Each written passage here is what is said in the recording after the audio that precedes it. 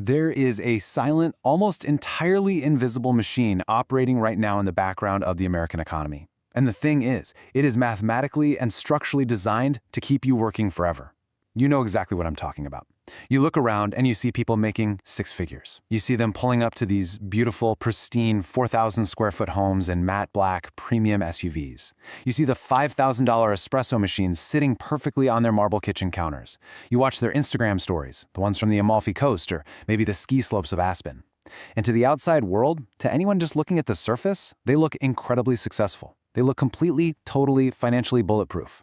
But behind closed doors, their bank accounts tell a very, very different and honestly, a very dark story. Today, we're exposing the anatomy of an absolute epidemic, one that is quietly draining high earners and middle-class professionals alike. We are pulling back the curtain on how the modern economic environment is engineered to capture your wealth before you even realize it's actually gone. We're going to look at the exact math that steals your freedom and the psychological blind spots that let it happen in the first place. Just let that question sink in for a second. Really think about it. You're not broke because you spend too much. So why are you broke? The uncomfortable truth is, you're broke because the modern consumer ecosystem was never designed for you to win. It was fundamentally designed for you to consume. From the very moment you enter the workforce, you're conditioned to believe that your income is your wealth. But income is just cash flowing through your hands and right into the very deep pockets of lenders, auto dealerships, and credit card conglomerates. The moment you earn more, the machine demands more.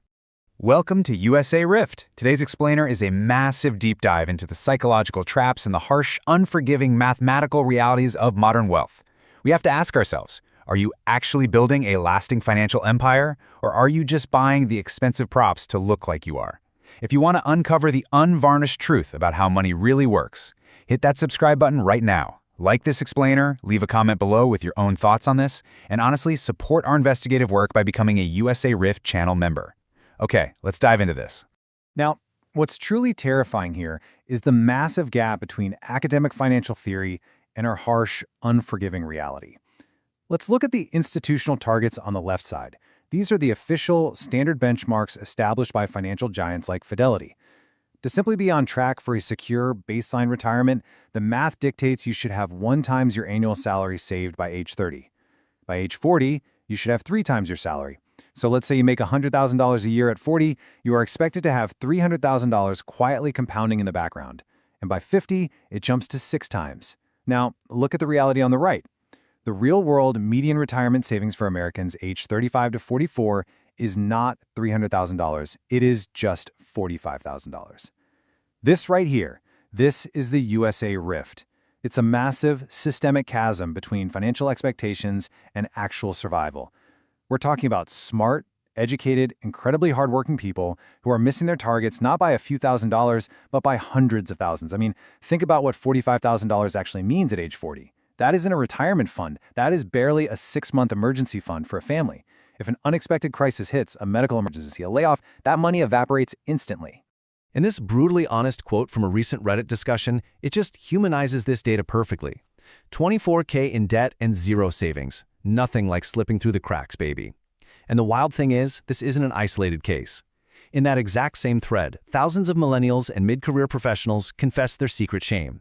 These are people earning strong salaries, $120,000, $150,000 a year, admitting they literally have $1,000 to their name. Let's look at what slipping through the cracks actually looks like for a high earner. Okay, you make $120,000. After taxes, insurance, and some basic retirement contributions, you take home maybe $6,500 a month. But you have a $3,500 mortgage because, well, you bought in a good school district, right? You have 2 car payments totaling $1,400. Add in daycare, utilities, student loans, and groceries, and suddenly there's absolutely nothing left. The checking account hit 0 48 hours before the next payday. They did everything they were supposed to do. They went to school, they got the good job, they got the promotions, but they are trapped in a high-income cycle of poverty, weighed down by the invisible chains of modern consumption.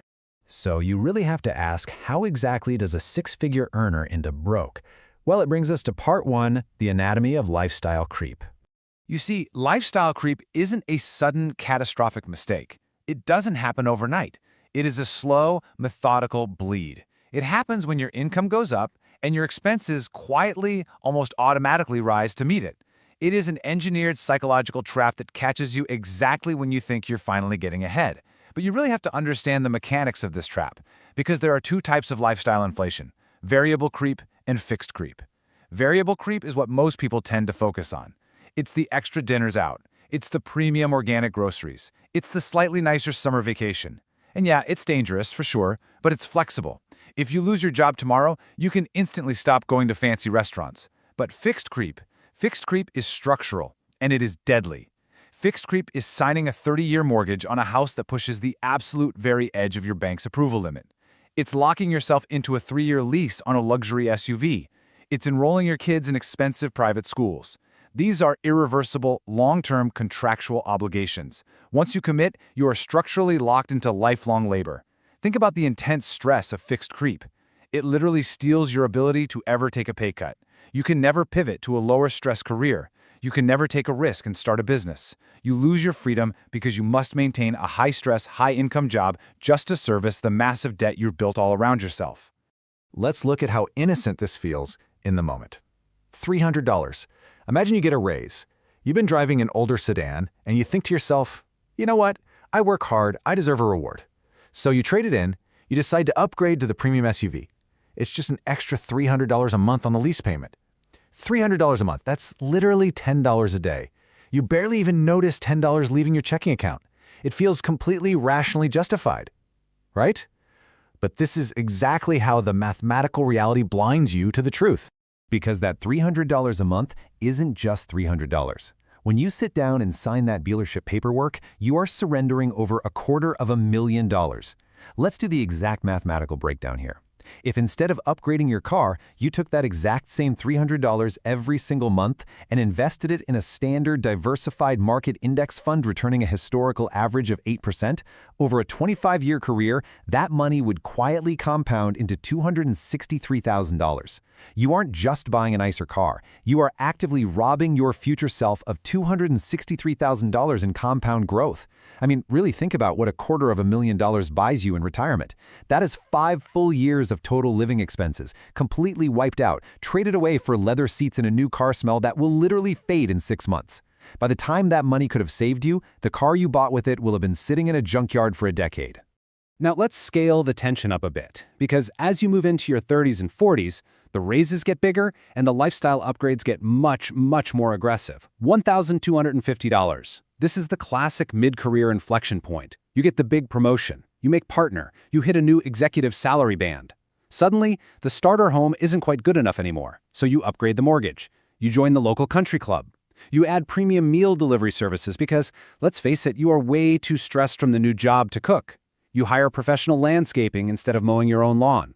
An extra $1,250 a month in structural lifestyle inflation is incredibly common for high earners. It just gets seamlessly absorbed into the monthly cash flow. You don't even blink. $1.4 million. That is the true staggering cost.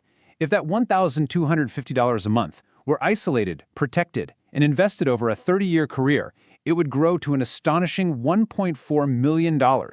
This mathematical reality perfectly illustrates why people making $200,000 a year wake up at age 50, look around, and realize they absolutely cannot afford to retire. They didn't lose their money in some massive stock market crash. They didn't make one giant catastrophic financial blunder. They simply bled out. $1,000 by $1,000, year after year, over 3 decades of unconscious, incremental consumption. Which naturally brings us to a dark, unsettling question. Why do incredibly smart, highly educated people willingly walk straight into these financial traps? Well, financial success is not about intelligence. It is not about your IQ or your ability to build complex spreadsheets. As author Morgan Housel points out in his brilliant work, doing well with money is about 20% knowledge and 80% behavior. And human behavior is deeply, fundamentally flawed. The system tricks you by redefining the very word wealth. Society tells you that wealth is what you can see. The Rolex on the wrist, the designer clothes, the massive, newly renovated kitchen. But true wealth is exactly the opposite. Wealth is the assets quietly retained, unspent, and compounding behind the scenes. Wealth is the cars not purchased, the diamonds not bought, the expensive renovations postponed. Wealth is invisible. It is the cash flowing into index funds while you sleep. When you see someone driving a $100,000 car, the only factual data point you actually know about their finances is that they have $100,000 less in the bank than they did before they bought it. They are looking rich at the exact expense of actually being wealthy. And this leads to one of the most piercing, uncomfortable truths in all of finance. Saving money is the gap between your ego and your income. Just let that hang in the air for a second. Your ego is the enemy of your independence. When your income goes up, your ego demands that you signal your new elevated status to the world. You want your peers, your neighbors, your extended family to inherently know you are successful. But every single dollar you spend to impress people you probably don't even really like is a dollar that can no longer buy your freedom. So how do you actually break the cycle? Let's move to part 3, the wealth-building triangle. To fight back against an environment that is engineered to take everything you earn, you have to completely shift your mindset. You have to go from playing offense, just trying to make more and more money, to playing a ruthless, strategic game of financial defense. The wealth-building triangle consists of 3 core elements: your income, your rate of return, and your savings rate. Now, most people obsess endlessly over their income and their investment returns. They chase hot stocks or they stress out over the macroeconomic news, but your returns are dictated by the broader market. You simply cannot control them, and your income is often constrained by your specific industry or the corporate ladder. The only element, literally the only element you have absolute total control over is your savings rate, the unspent gap between what you earn and what you consume. Take a public school teacher making $60,000 a year who meticulously saves 40% of their income. Over time, mathematical gravity dictates that they will absolutely destroy a high-powered corporate director making $200,000 who only saves 5%. The math is undefeated. To fiercely protect that savings rate, you must implement structural defense mechanisms against yourself. The first is what wealth managers call the 90-day lifestyle quarantine. When you get a raise or a massive end-of-year bonus, your brain gets completely flooded with dopamine. This is evolutionary biology working against your wallet. The sudden influx of resources makes you immediately start dreaming of how to spend it. You must stop. You have to freeze your spending. For exactly 90 days, you force yourself to live exactly as you did before the raise. You sweep every single dollar of that new surplus into a totally isolated, hard-to-reach account. Why 90 days?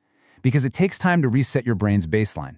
It breaks the immediate emotional high of the new money. After 3 months, the dopamine is gone, and it forces you to objectively evaluate if upgrading your lifestyle will actually bring you permanent utility or if it was just going to be a temporary thrill. Once you survive the quarantine, you apply the 50-30-20 raise rule. You never ever let a raise just dump into your primary checking account. You mathematically partition it. 50% of all new money immediately goes into long-term investments. You don't even look at it. 30% goes toward aggressively crushing high-interest debt or padding an emergency cash fortress. And 20%, only 20%, is allowed to go toward guilt-free lifestyle creep. So if you get a $10,000 raise, you only get to increase your spending by $2,000 a year.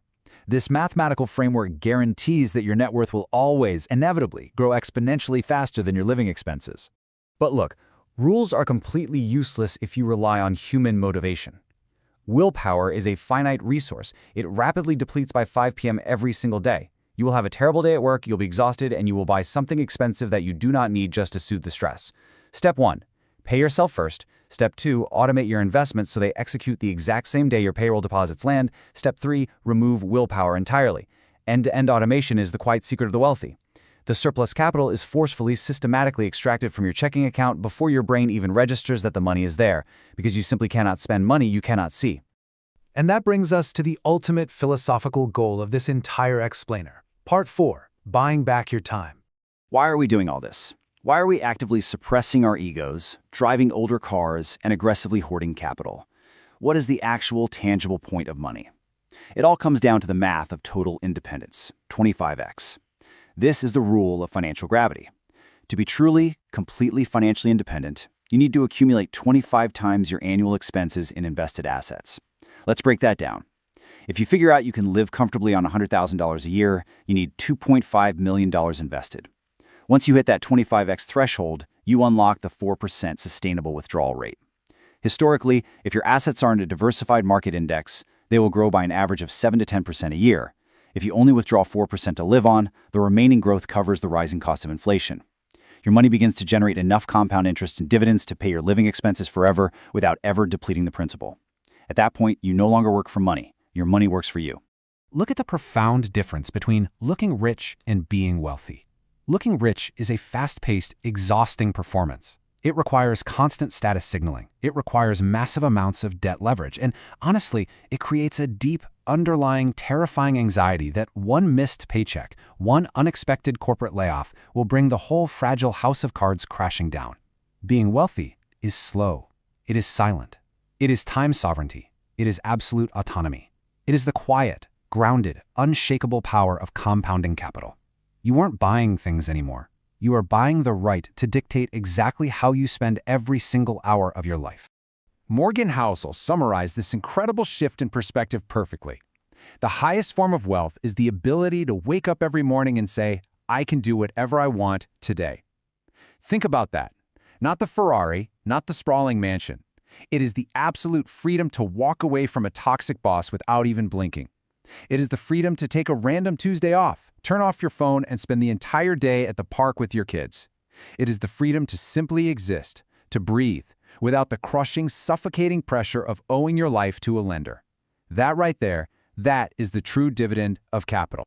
But here is the chilling reality of the USA rift. The economic environment is structurally designed to keep you blind to this math.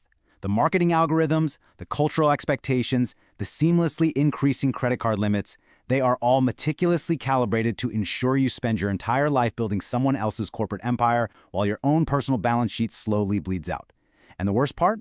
Most people will absolutely never realize it until it's far too late. Will you? I want you to look at your bank account today. Look closely at your fixed monthly costs. Are you quietly building wealth? Or are you just funding the illusion? It is time to wake up, look at the cold hard math, and step out of the trap. If this explainer fundamentally changed the way you look at your income and your money, please do not just click away. Subscribe to USR Rift right now. Like this explainer so the algorithm pushes this vital financial truth to more people who desperately need to hear it. Leave a comment below, tell us about your own wealth journey or maybe a lifestyle trap you narrowly avoided falling into. And if you want to truly support our deep dive investigations into how this system actually works, become a channel member today. Take control of your time, ruthlessly protect your capital, and I will see you in the next explainer.